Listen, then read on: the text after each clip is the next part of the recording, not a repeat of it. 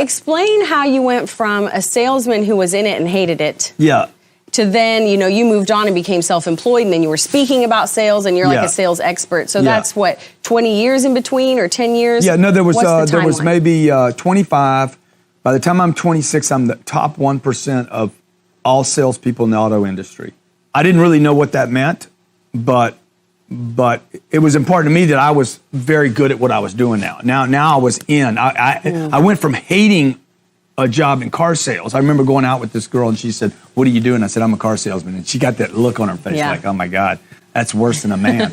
Yeah. I mean, and I had this terrible thing. I'm like, okay, I'm going to get great at it.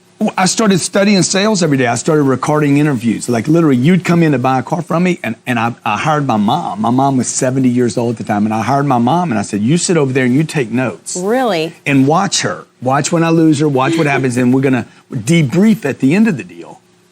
And I'm going to see what's working and what's not. I'm recording myself, videoing myself. I'm using every little piece of technology 30 years ago I can to find out, what am I doing right? What am I doing wrong? And what I was doing, I didn't know it then, but I was basically codifying sales. I was learning. What does it mean when I say I'm going to think about it? When is that real? When is it not? What does it mean when it says the price is too high? When's that real? When it's not?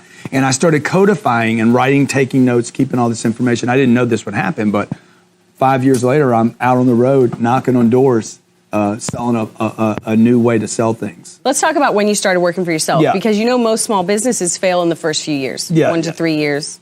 Most don't make it. Yeah, I mean, there's a lot of different numbers out there about that. Like 50% of all businesses fail by 7 years. The truth is, they were failing in the first 6 months. Okay, what do you think they did wrong?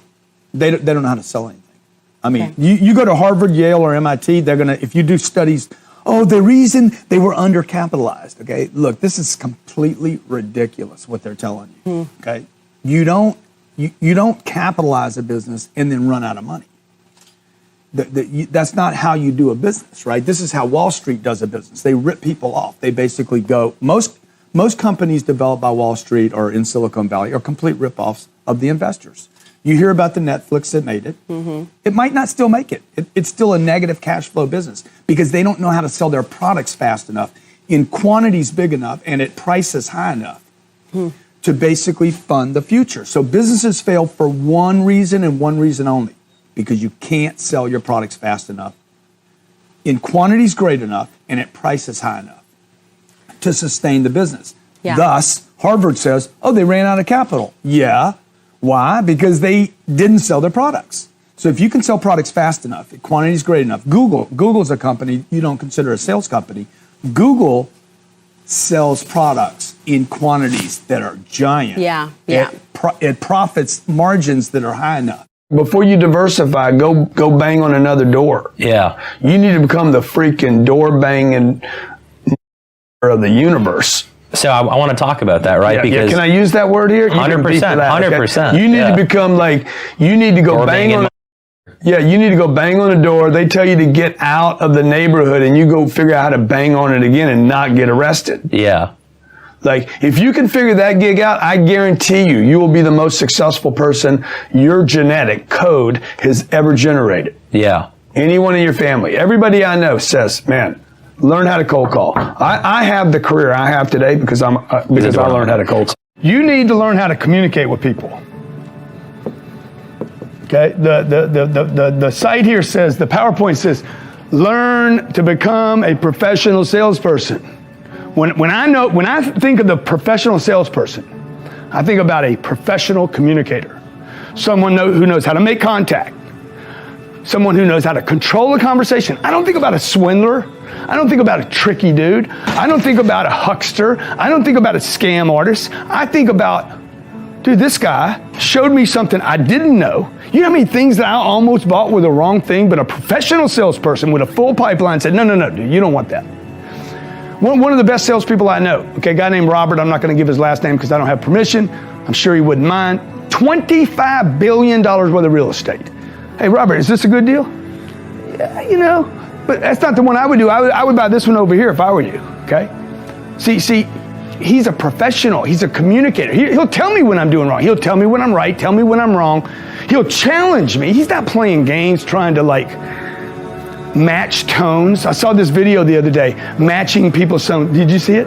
Okay, get right at the right moment. At the right moment. Lower your voice. And I don't want to do that. I'm talking about a professional salesperson that doesn't have to rely on tricks because their pipeline's so big. There's 7 billion people on the planet that are qualified and interested in buying your product. You do not need to trick people, and that's why so many people think commission, I don't want to be a salesperson, equals I don't want to be a huckster. Well, you don't have to be if you're a professional. You guys don't like sales because you ain't got any courage. That's why you want to be the vice president of something.